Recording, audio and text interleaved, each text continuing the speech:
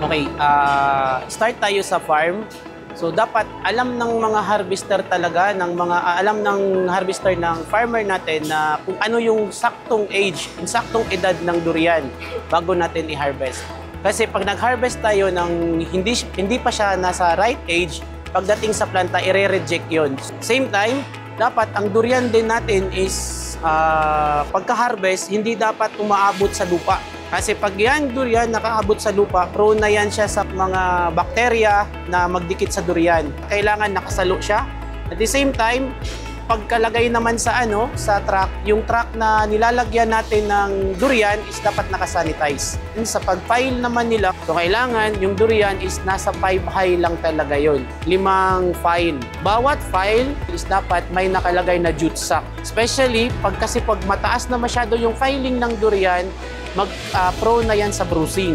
So pag nagka-bruising naman, instead na yung durian nila maganda pagka-harvest, pagdating sa planta, reject na naman yun for fresh. So malalagay yun siya sa process. So yung classification ng durian natin is may fresh at saka process. So mas mahal yung fresh durian. At the same time, sa pagputol naman, kailangan yung pentacle natin is doon natin siya. Hindi pwede walang pungango yung durian na pagka-harvest. Dapat may pungango pa siya para pag-harvest. Sa mga ginakuha niya kilo, ginakuha, 2.5 to 3.5 kilos lang ang pang-export namo.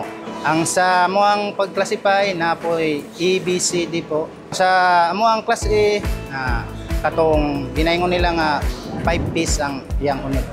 So sa among class B po, 4.5 po ang unod. Class B siya. O sa amuang C po, kato pang ginaingon nila nga 4 pieces. Nagakuan may mamukuan ibang nga variety sa durian.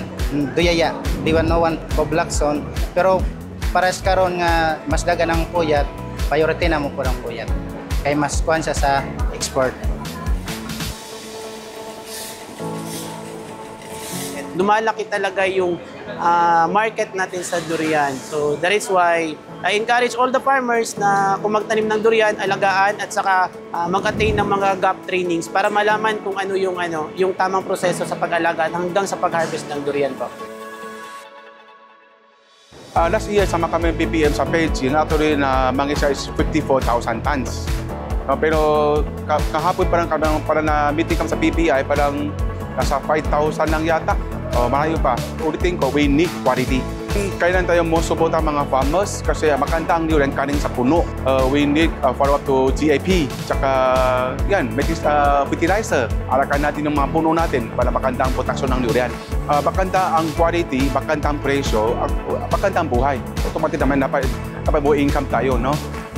Sa amin kasi, ang engsing talaga, willing kami tulungan farmers, co-op talaga with farmers.